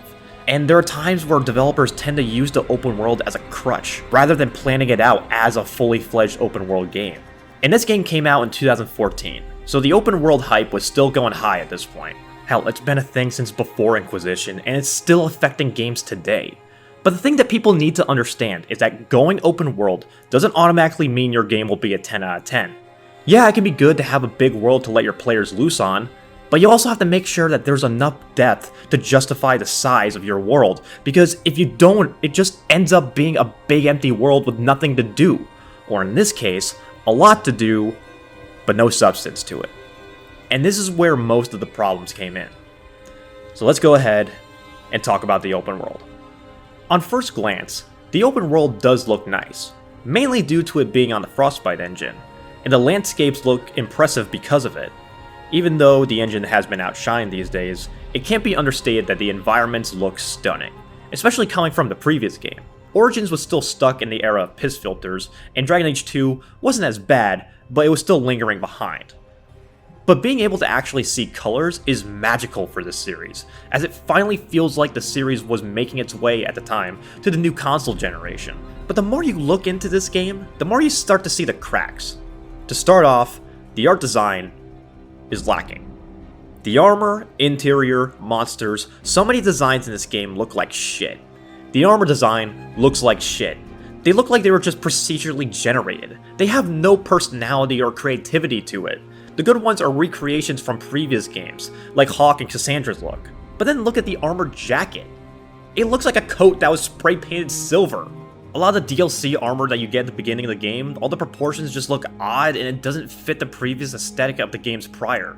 Just compare these 2 armor sets and tell me which one you prefer. They also got lazy with the NPCs. Now, I know I complained before about the same Alistair haircut in Origins, but I'd rather have that than all of them wearing this. What the fuck is this even supposed to be? Is there a sale going on for green ragged hoodies? I'm not asking for much here, just a little bit of diversity when it comes to the NPCs to make the world feel a little bit more believable. But moving on, the game is divided into several different sections that act out as wide open worlds to explore, each one having different materials to collect, quests to achieve, and enemies to fight. If you have played any Assassin's Creed game, this will look very familiar, because a lot of what you're doing in this game is repeating markers on the map that appear in the different regions. Whether it's setting up camps, completing side quests, collecting materials, or exploring caves, the scenarios remain mostly the same across the different regions. Now, there are two different ways to make an open world game. You can either make one big map, or multiple medium-sized maps. Inquisition goes for the latter, which is not inherently a bad idea, but it dampens the enjoyment of the game because it gets incredibly tedious and overall boring because you get a new region after hours of grinding in the hinterlands, finding materials and helping people in the towns, only to get a new region and do the exact same thing you've been doing. Now, the atmosphere of this game is not terrible by any means. The regions have good variety and do stand out from each other, even if they are just going through the cliche of being snowy, forest, jungle, and desert biomes. But even the architecture of the dungeons can get really mesmerizing. There was this one time I went into this building that had a rift in it, and all the monsters and soldiers were frozen Inception style. And it looked really unnerving, but also really cool at the same time. And then after looking around, I activated a beacon and they all started moving again, which added good tension. However, it's hard to find the good moments in this game, because traveling in the open world is a fucking nightmare. Like many other open world games, the most devastating villain you will come across is a fucking incline. I am sick of all these open world games with inclines that cause my character to slip on their ass like a fucking drunk and go tumbling down the hill. Take a note from Nintendo and give me an option to climb the goddamn thing. And I know what you're going to say. Oh, just check the map and follow the path, stupid. Brother, what fucking path? This map does not fucking help at all. And navigating this place is so annoying because you will follow paths that will lead you to dead ends, impossible inclines, areas that you need a quest to activate, or in the worst case, high-level enemies that will just one-shot you. What the fuck am I playing, Xenoblade? The most annoying thing about this game is how the open world is with level scaling. In other games, they will usually give you a measurement on an area you're going into to tell you if you're the proper level or not. This way, it gives you an idea on whether or not you want to take the challenge, or save it and come back later to have less of a hassle. But this game's too fucking cool for that, because you get into a new region and you get some new quests done? Oh, well, you better check your fucking color shirt you're wearing, because these motherfuckers are gonna run up and break your goddamn kneecaps! There is no fucking indication on what level you should be when doing quests or exploring a new area. So you end up going into story areas, getting your ass kicked because you didn't grind enough. So you go back to the hinterlands and do monotonous quests and fighting over and over and over again, just so you can get a high enough level to actually achieve something. This is by far the most frustrating world I have ever explored, because it's straight up just not fun to run around in. Now, it's not all bad. In fact, here's a positive I can list off. The music is really good, and ironically enough, it's my favorite in the trilogy. The songs have a really whimsical and dramatic tone that really build on the dire mood that this game takes place in. But it really encourages the exploration of the game. The triumphant beats sell the high moments.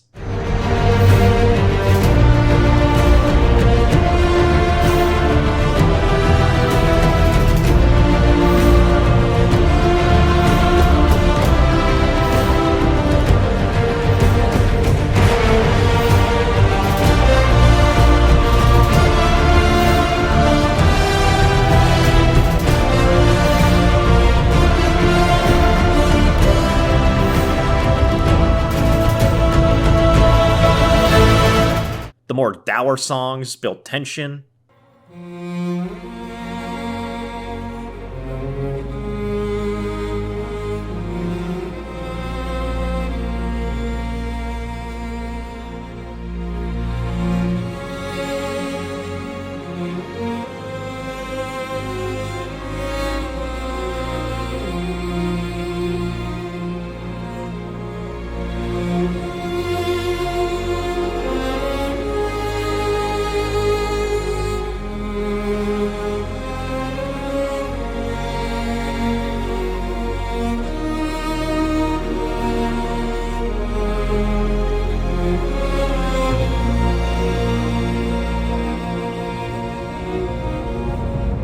And my personal favorite track, Theodis Romance, has such a tender but somber mood that really entraps the mind and sells the romantic mood of the song.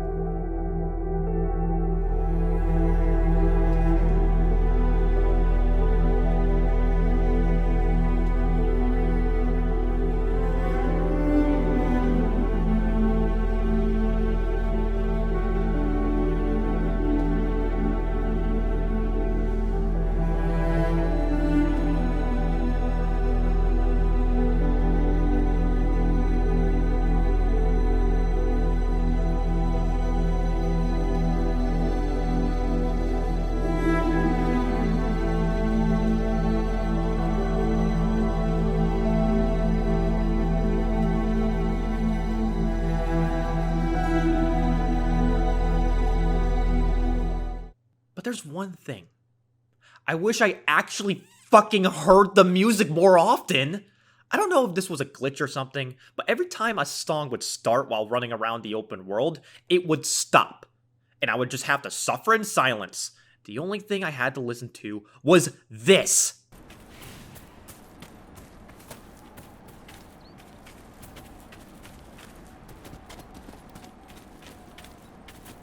Or this.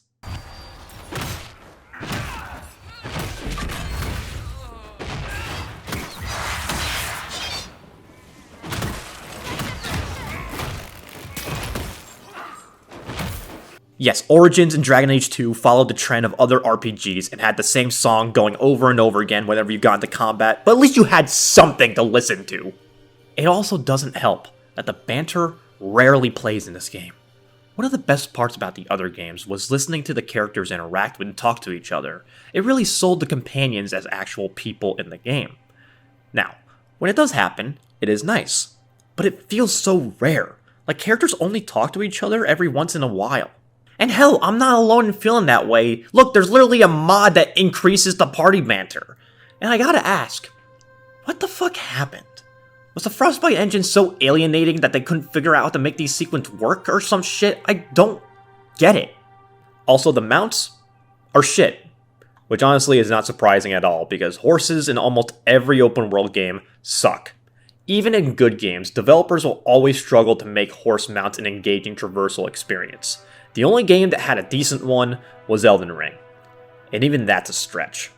But the mounts in Inquisition are especially bad. First of all, they take like 9 years to turn, and they cut out any possibility of hearing more party banter. So fuck me, I guess. Also, are we just not going to talk about this?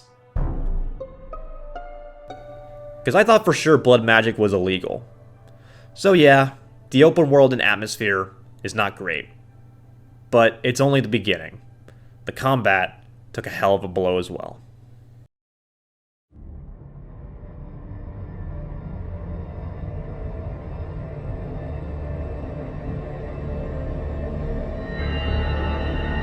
The combat in this game is all over the place. The mechanics are more or less taken from previous games in the series, but given a massive overhaul. The class systems in Origins is more of a loose bag, as the skills and abilities just get added to your character as you level up. It was a very simple system where you just had a list of spells and abilities that kept on adding, while having specializations that give you benefits.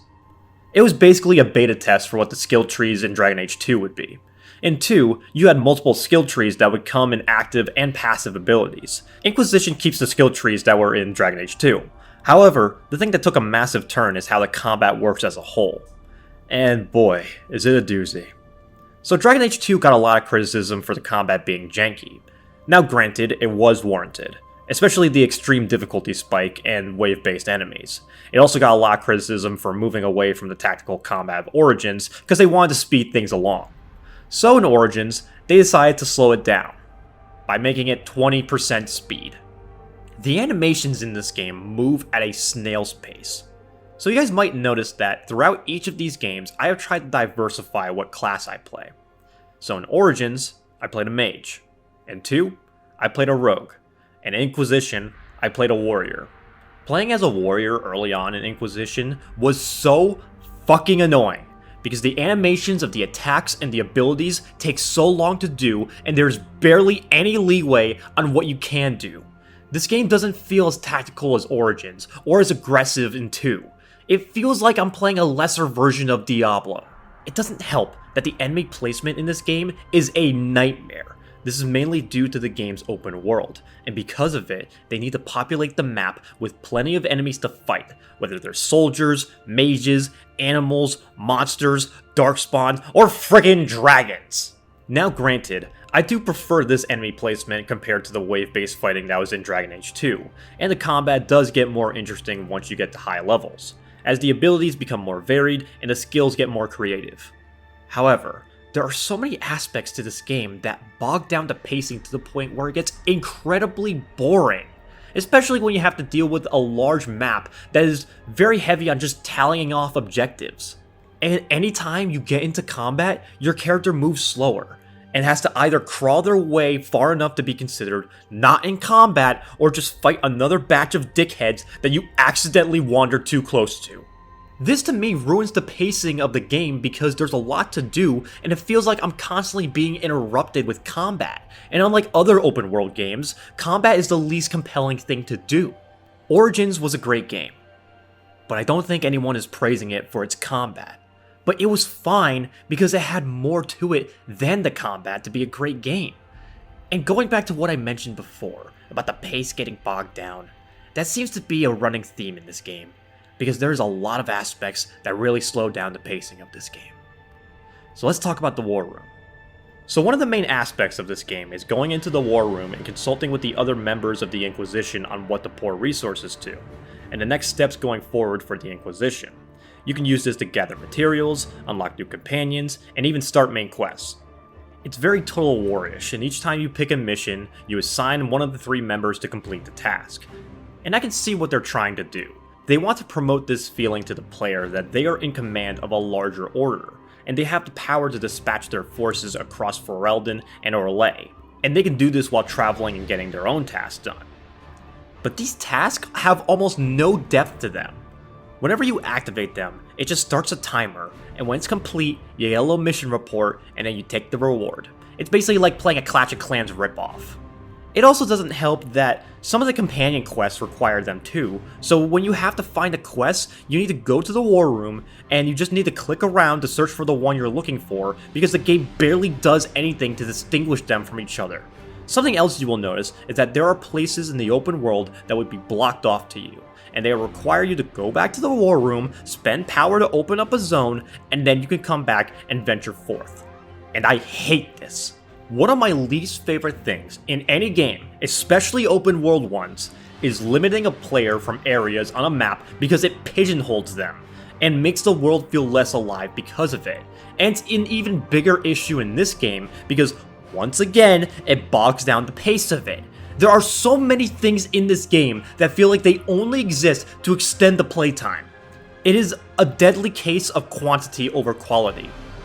If I want to do a story mission, I will do a story mission. If I want to explore the world, I will explore the world. Stop forcing me to do this shit. It's one thing to put a high-level enemy in an area that a player wants to explore, because at the very least that incentivizes them to level up so that they can defeat that enemy and defeat this obstacle. It's another thing to tell them to grind out just to get some arbitrary game point so that they can just clear the way and venture forth. It just feels so artificial. And speaking of which, let's talk about what is probably my least favorite aspect of this game: the power system. So, unlike the previous games, you can't just go right into the main story right out of the gate. For a majority of them, you're required to have a certain amount of power. How do you get power, you may ask? Mainly from doing the open world shit. Doing rifts, side quests, collecting material to craft, and so on and so forth. The thing is, the required amount of power is constantly increasing every time you progress the story, so the further you go, the more you have to grind. Some of these missions will give you very little power, and so many of them give no gratification whatsoever. They're literally just fetch quests or kill these things quests, and they repeat over and over again until you get the right amount of power, and then you can move on to the main quests that actually have a little bit of enjoyment in them. Remember Origins, how almost all the side quests in that game related to the main quest? This was a great method because the players were able to complete side content without taking the focus off the main objective. And I think that is wonderful. Seeing the design for this game makes me incredibly confused as to why BioWare lost so much faith in their own game design. But we'll get to that later. Right now, we should move on.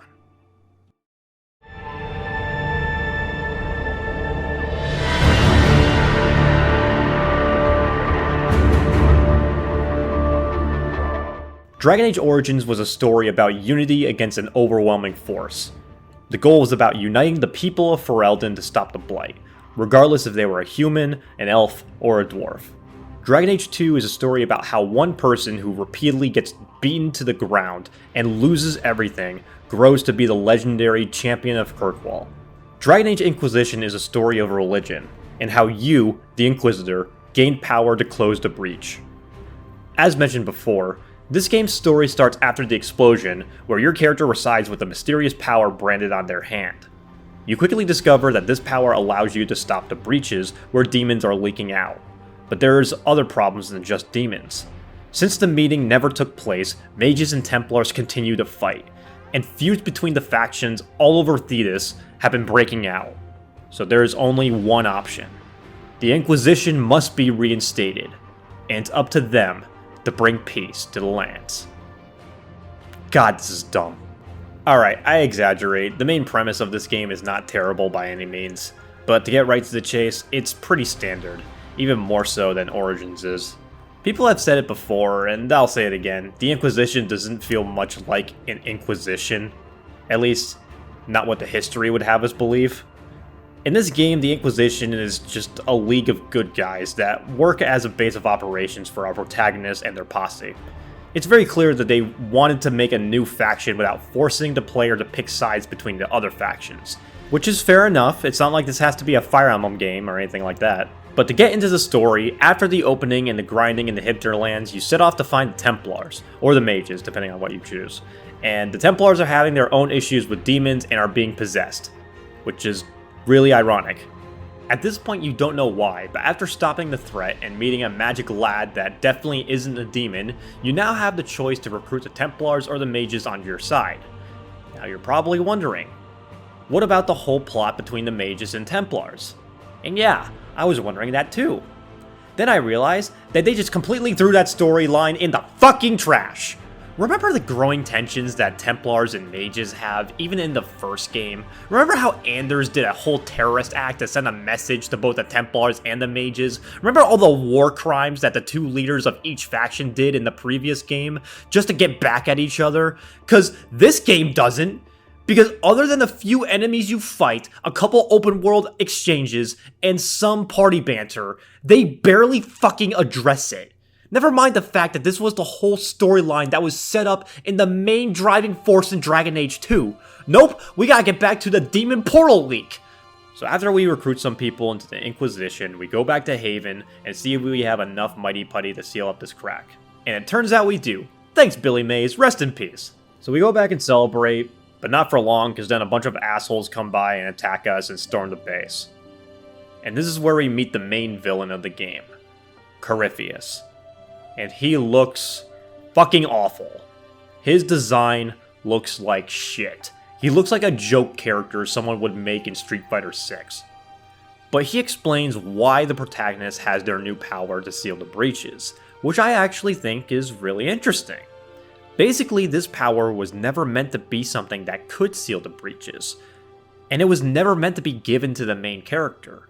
It was a power that Corypheus was going to use when they were torturing the Divine. But your character showed up at just the right moment and the Divine gave them the power, as one last fuck you to Corypheus. And I like this. It loops back to the whole idea that this can be anyone's story, regardless of what race and gender they chose at the beginning. It gives a good Spider-Man vibe to it. Speaking of superheroes, that is the overall vibe that this game is going for, and you can really see it in the scene. This is the scene where the big bad reveals himself to the character and the audience, and explains their plans and taunts everyone around him. Now, while I do like the concept of the power being a mistake, and the game reinstating the idea of the main character being a self-insert, Corypheus makes this shit really messy, and I can't help but feel like the game didn't need him to push the narrative. The whole idea of the lands of Theodos being divided and forming a single flag to recruit allies and rally the people behind is already gripping enough. For Christ's sake, the previous game set up a conflict that divided the world. We don't need this big bad to fight against. He just feels so unnecessary. So after this, Haven, the main hub at this point, gets sieged and the entire Inquisition is forced to retreat. And this is a clear low point in the story. At least that's what I was going to say, but then everyone starts to sing to lift the spirits up and not give up. And it's clear that this game really is setting the tone for the Hollywood method of storytelling. Because we just had the main villain ravage an entire base of operations for the Inquisition and probably murder a bunch of people in it. And everyone is just singing and having a good time. Don't worry guys, we'll get through this. Remember in Origins, when the Darkspawn killed Duncan, King Kalen, and the other Grey Wardens, and you and Alistair barely make it out alive? Remember how that is treated as a low moment for the characters? Well, the reason why is that Origins treats this setting as a dark fantasy, whereas in Inquisition, the setting is presented as more of a high fantasy. At least, that's how I see it. The tone and concept of previous games feels like they were thrown away, which is a problem because it alienates the series away from its roots. So after this little song and dance, you find a new base called Skyhold, and from then on, it becomes your new base of operations. And I fucking hate this place! I understand what they're going for, they wanted to make a customizable base of operations, but they didn't have to make this shit so fucking annoying to navigate! One of the main aspects of this game is talking to your companions, and it doesn't help that getting to them is such a chore. I prefer Haven to this place. It was at least straightforward and easy to navigate. It's also at this point that Varric introduces us to Hawke, which I have very mixed feelings about that. On one hand, it's cool to see the previous protagonists come back, and I can talk to them about stuff that happened before.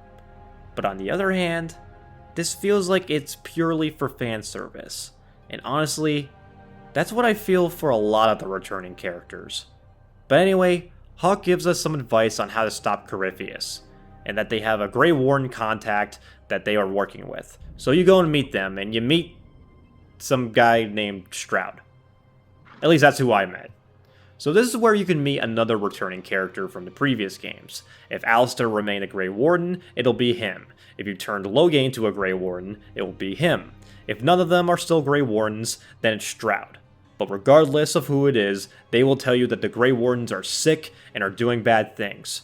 So after a little bit of grinding, you do a siege battle on the Warden Stronghold, which is actually pretty cool. Really makes me want to play Shadow of War. But you fight off a bunch of demons, and then you see that one of the main Grey Warden dickheads has been corrupted by Corypheus. But thankfully, my character can tell the other Wardens to wake the fuck up, samurai, and they all revolt against him. But then suddenly my party, Hawke and Shroud, are dragged into the Fade.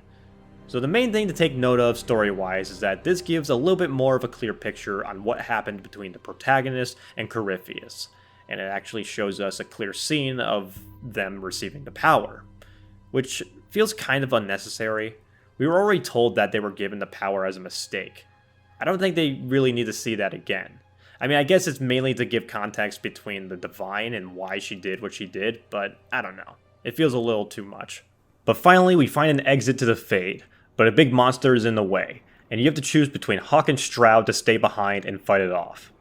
I wonder who I'm gonna save. The person I played as in the previous game and have more of a connection to, or some random schmuck I just met. And before you say it, yeah, I know it would have been a hard decision if it was Alistair, but this decision is still incredibly hollow because it's not like whoever you pick becomes a new companion or joins you throughout the game or anything like that. They just fuck off out of the story.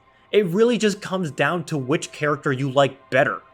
But it's also at this point where you have the choice to have the Grey Wardens join the Inquisition, and because of my understanding of things, we need people on our side. So I have them join us. And then my companions complain to me about it. Okay, I get why some of you fuckers don't like this, but why does Cassandra have an issue with this? Baby, I love you, but you roped me into this Inquisitor shit. And now you want to tell me that I'm doing it wrong? But I also want to take a break from the story for a sec and talk about the RPG mechanics, and where they really start to go downhill in this game. The choices in this game, compared to the last ones, feel so arbitrary and hollow to the point where they are ultimately meaningless, even more so than Dragon Age 2. The only real thing you have in terms of consequence is what your companions think of you. And this system has been clunky ever since Origins. The story and quests in Inquisition are basic to a fault. And I know some of you might say, well, Origins was a basic story too, and people liked it. And yes, you're right. But while Origins was standard in story, it made up for with in-depth characters and RPG mechanics that gave you a variety and replayability. Inquisition, well, I wouldn't say there isn't replayability, as there are different ways to interact with the other characters, especially since this game takes account the other game's choices. But the open world and combat make it such a chore to do. But besides that, I do think that this game does do a good job at incorporating the fates of characters in the previous games as well, as it is cool to see them again and talk to them about what I did before. But that's the problem. I'm ultimately not interested in what is new in this game, as all my interests are going into the people that I already know. I'm more invested in Morrigan and what she's doing with her son who has the soul of an old god, rather than fucking Sarah and her stupid red Jenny thieves. For all the effort that this game puts into trying to make me feel like I'm the one in charge, I'm not. I mean, yeah, they gave me the name Inquisitor, provided me my own private quarters, I have my own Iron Throne where I can decide the fate of prisoners, and everyone is singing my praises and talking about what a great guy I am. But I'm not doing it. These three are. As far as I'm aware, these three are the ones that are doing all the important shit. Colin is marching troops and conquering land, Liliana is sending spies and doing cool espionage shit, and Josephine is setting up meetings and negotiating for trades. And what do? The leader of the Inquisition? I run around like a jackass picking flowers and do busy work for these fuckers. As a protagonist, the Inquisitor doesn't give a feeling of authority. The Grey Warden had authority in Origins, hell, Hawk had authority in 2. I don't feel like I'm in charge in this game. I feel like a pawn, because I essentially am. And I can't help but feel like there was a missed opportunity here. These three characters hold the basis for a really cool concept between the three character types you could have played as in this game. Much like how Dragon Age 2 had the 3 personality types, imagine if you had the option for 3 leader types.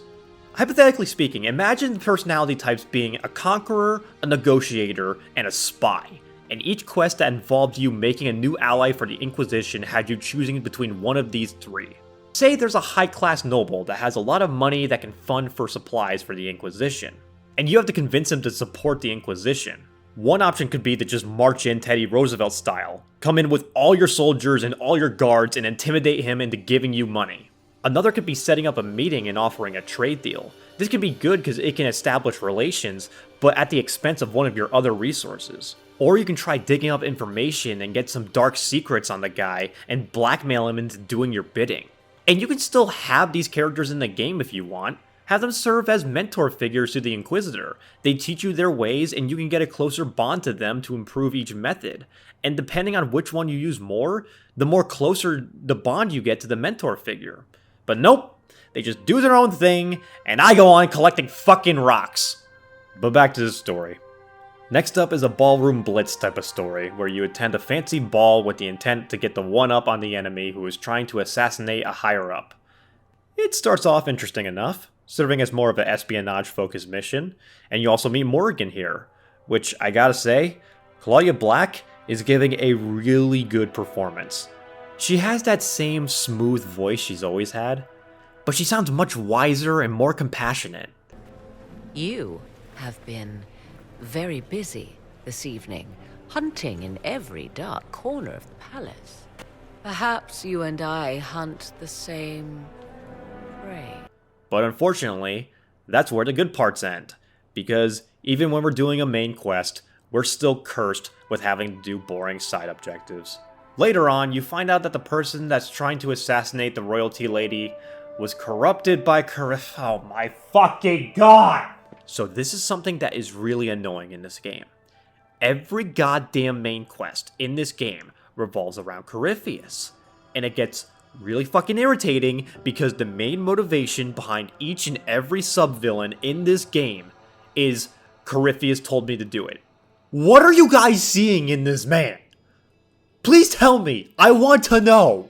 This shit is so fucking trivial and has no nuance to it. I'd rather take the fucking Kunari being assholes in Dragon Age 2.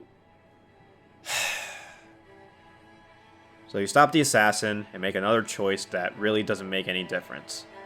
Alright, moving on. So the next mission is actually pretty good. It's a whole adventure you have with Morrigan. And I mentioned that she is one of the better parts in here because seeing her again after the other games is really cool. You can also see her son at Skyhold, and there are a bunch of different dialogue options depending on what you chose in Origins. That's him. Oh, wow. I thought he'd look, I don't know, more demonic. Tentacles and fiery breath. He is a normal boy, Alistair. Uh-huh. And what does he know of how he was made? He knows his father was a good man. I thought you deserved that much. So that's his little boy? His name is Kieran. Have they ever met? We lived together for a time, somewhere safe, far from this world. This world? How many worlds are there? We needed only the one. We were happy there. Until you left him.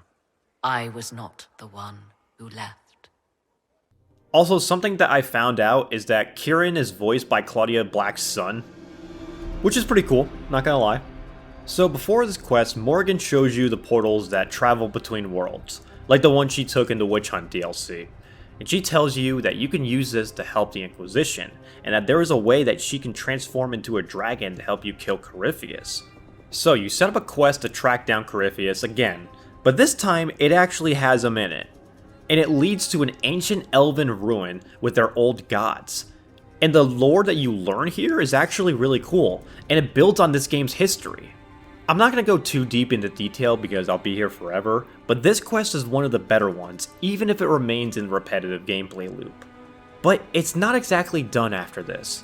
So after returning to Skyhold, you find that Morrigan is in the portal looking for Kieran, and the two of you find him with Flemeth, and she's as cryptic as ever, but you find out that Flemeth is actually an elven spirit called Mythal, and she has taken the appearance of a witch for centuries.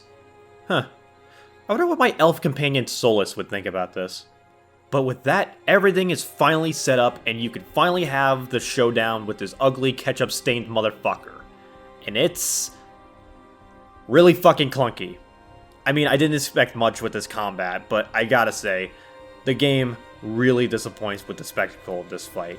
Morrigan turning into a dragon is cool, but it doesn't feel like the entirety of the Inquisition is all in on this fight.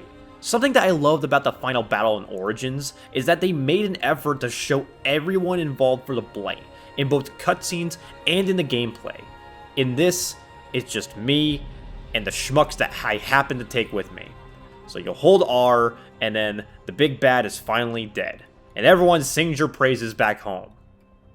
Oh, and Solus leaves. Kinda weird. I wonder what he's up to. You should not have given your orb to Corypheus, Red Wolf.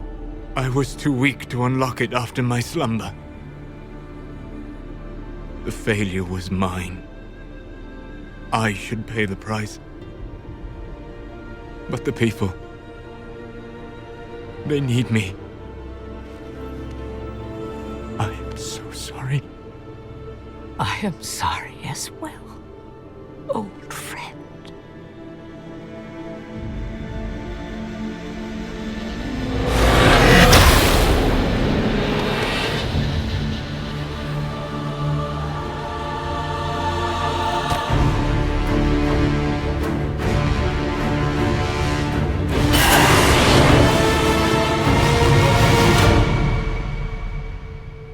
Oh.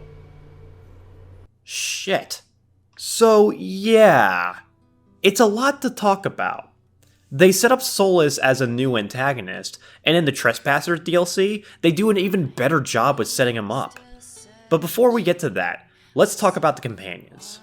The companions in this game are marginally better than the ones in 2, I would say. They aren't perfect, but I remember all of their names, so that's better than nothing. Varric makes a return, and that's a good thing, because he's a great character. Overall, he's still Varric, but he acts more of a mentor to the Inquisitor, whereas in 2, he feels like Hawke's best bud. Cassandra becomes a companion in the game, continuing the trend of NPCs in previous games becoming party members in the sequels. We got some pretty good depth with her character, and it's nice to break the shell of this stern and serious woman. Her romance is cute, and I like her character moments. There's Dorian, who's your sassy gay best friend, Sarah, who's your quirky lesbian best friend, Vivian, who has the best fashion sense in this game. Cole, my personal favorite, is a strange entity that is not exactly human or ghost. He acts so strange and is capable of reading people's thoughts. He is one of the more unique characters in this series, and it's a welcome addition. There's Blackwall, who's just kinda here. And then there's Iron Bull.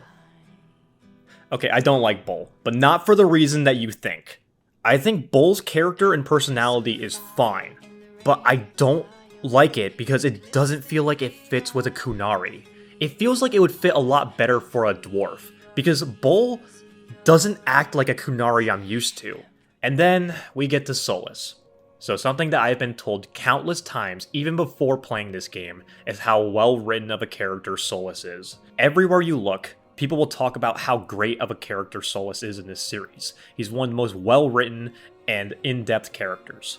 Starting off, he really doesn't seem all that special. He has an interest in the Fade and has a fascination with spirits and ancient artifacts. He reminds me of Shrike in Berserk, someone who is always willing to explain the ethereal world, ancient stories of old elves, and the existence of spirits and demons. And this gets flopped on its head at the end of the game, where he leaves the Inquisition and takes his place as the Dreadwolf, revealing to be an old elven god similar to that of Loki. In the Trespasser DLC, we find out that he is not a natural elf. He was the one responsible for the destruction of his ancient species of elves, and he has found out that he is capable of restoring their world in the Fade and he can bring them back. But to do this, he needs to destroy the world and recreate the one that he knows before, killing all life just to bring back his people. He tells you everything, and he takes no joy in it, which makes him a really compelling antagonist. I am happy to see that what people said about Solus wasn't blown out of proportion. He really is a strong driving force for this series going forward.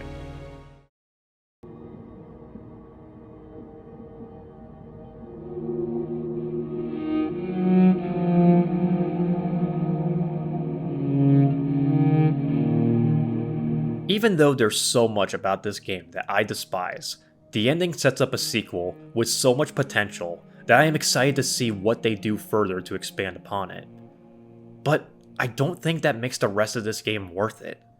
I can play Origins multiple times and still have varied playthroughs in it. Dragon Age 2 is a mess, but there is still a value to it with what they were able to salvage. Now, Inquisition does have its moments, and the moments elevate themselves so high. Hell, I wouldn't even say that Inquisition is necessarily a bad game. It's a boring game. And to me, that's worse. Even a bad game can be entertaining. If not for the right reasons, then for the wrong ones. But a boring game can't even be enjoyed for that reason, and the good moments can only take it so far. I believe this stems from BioWare losing their faith in their own methods. It's clear that they just copied from other developers for what they wanted to do for this game, that they lost sight for what made their original game so beloved. They're so fixated on trying to grab the attention of new players that they are losing the players that they already have. I was actually reminded a lot of Mass Effect Andromeda when playing this game. These games have a lot of similarities. The open world, the exploration, the side quests, the Frostbite engine, it was clearly made in this weird open world Frostbite engine era of BioWare. But while Andromeda lacked that sense of wonder and excitement from the original Mass Effect trilogy, the combat was fun. Even today the combat is fun, and I can at the very least enjoy that when playing this game. And Inquisition doesn't have that. But what sucks is the constant infighting for what the creators want this game to be. Because this game will throw cameo after cameo while simultaneously introducing new characters through the eyes of a new protagonist, so it leaves new players confused as to who these people from before are supposed to be, and old players frustrated at the lack of continuity between each game. And that continues to be the destruction of the company going forward. So that's it. We are finally finished with everything Dragon Age, right? Well, no. Not exactly. There's one more thing we have to look at, but thankfully, it's pretty short, so we'll make this quick.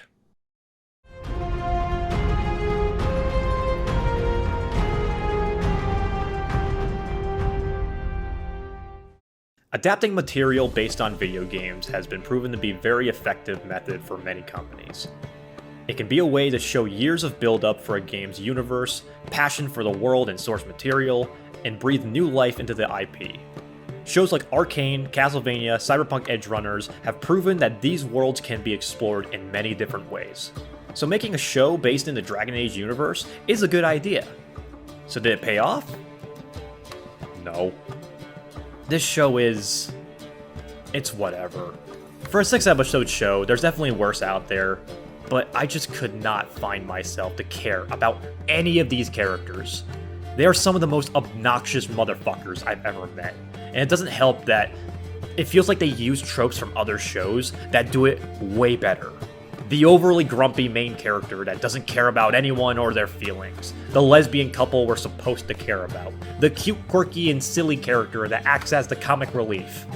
But it fails so hard, and the other shows do it so much better. You'll never be him, you'll never be them, and you'll never be her.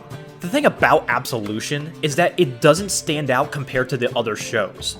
It's not like Arcane, where the art style and animation stands out, or Edgerunners, where the story is incredibly tear-jerking and rich with recognizable locations from the game. But this show also doesn't get much people interested in the series. Castlevania got people to talk about the classic games, Arcane got people into the lore of League, and Edgerunners got Cyberpunk player numbers to an all-time high. Inquisition didn't go up when this shit got released. Also, I want to talk about Quindian. And more importantly, I want to talk about how the Kunari are treated in this series. I fucking hate how the Kunari were treated in this series. They did them so dirty. We go from having a really cool window into how the Kunari are with Sten, then we go to a bunch of murdering assholes in Dragon Age 2, and now they're just a bunch of quirky himbos and bimbos. There was no consistency when it came to writing them, and it makes me so upset. The only part that stays consistent with the Kunari is that they're buff and they like to fight. Hell, their fucking visual design doesn't even stay consistent. They literally just turned them into fucking D&D tieflings. But in the end, this show ultimately fails in what it wanted to do. It's not the worst show in the world, but it's pretty forgettable. Which isn't the first time for BioWare.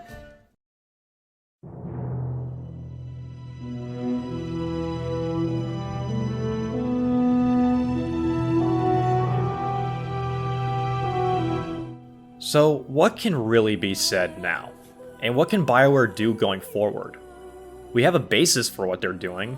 They are pooling all their efforts and resources into two singular projects to grab the attentions of both of their fan bases. But what will be done for this series, and what needs to be done? Well, personally, this series is an odd case, as it's too late for it to go down the Fallout and Elder Scrolls tactic of moving away from the last game's story and starting anew. They locked in that decision when they made Dragon Age 2. If the trailers are anything to go by, it looks like they're doing what they did before. They're going to have a new protagonist in a new region fighting a character that we knew in a previous game.